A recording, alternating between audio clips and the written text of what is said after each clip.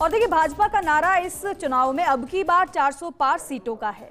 हिंदी भाषी प्रदेशों के साथ गुजरात, महाराष्ट्र में बेहतर प्रदर्शन कर चुकी भाजपा के 400 पार का लक्ष्य दक्षिण से होकर ही निकलता है। इन राज्यों में राजस्थान प्रवासियों पर पार्टी खास तौर पर फोकस कर रही है। इस पर एक खास रिपोर्ट आपको दिखाते हैं। लोकसभा चुनाव के चौथे चरण का मतदान सोमवार को होना है। इसमें 10 राज्यों की 96 सीटों पर वोटिंग होगी। लोकसभा के चौथे चरण में यानी 13 मई को आंध्र प्रदेश की 25, उत्तर प्रदेश की 13, तेलंगाना की 17, महाराष्ट्र की 11, मध्य प्रदेश की 8, पश्चिम बंगाल की 8, बिहार की 5, झारखंड की 4, ओडिशा की 4 और जम्मू कश्मीर की 1 सीट पर चुनाव होना है।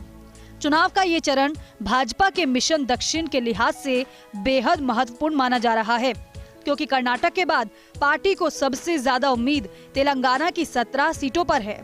यहाँ चौथे चरण में एक साथ वोट डाले जाने हैं। खास बात यह है कि तेलंगाना में चुनावी कमान राजस्थान के नेताओं के हाथ में है। पिछले चुनाव में यहाँ भाजपा को 4 सीटें मिली थी। इस बार भाजपा नेताओं का दावा यहाँ दहाई के आंकड़े में सीटें आने का है। तेलंगाना में सभी 17 सीटों पर भाजपा चुनाव लड़ रही है।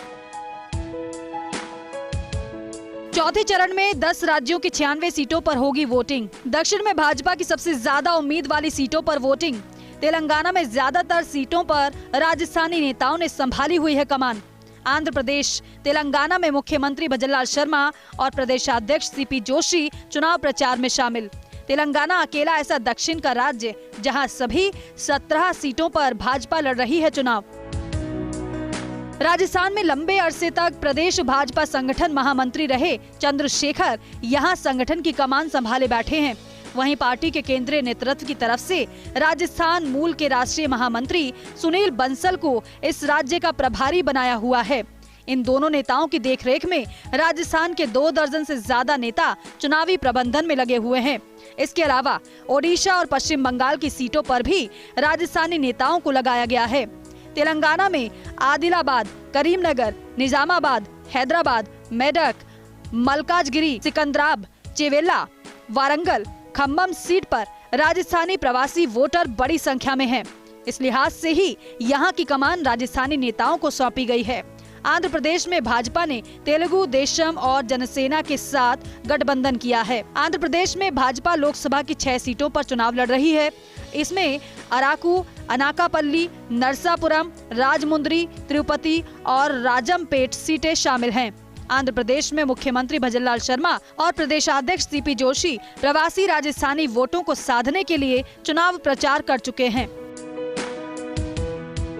दक्षिण की कमान राजस्थानी नेताओं को तेलंगाना में आदिलाबाद, करीमनगर, निजामाबाद, हैदराबाद, मेदक, मलकाजगिरी, सिकंदराबाद, चेवेला, वारंगल, खम्बम सीट पर राजस्थानी प्रवासी वोटर हैं बड़ी संख्या में।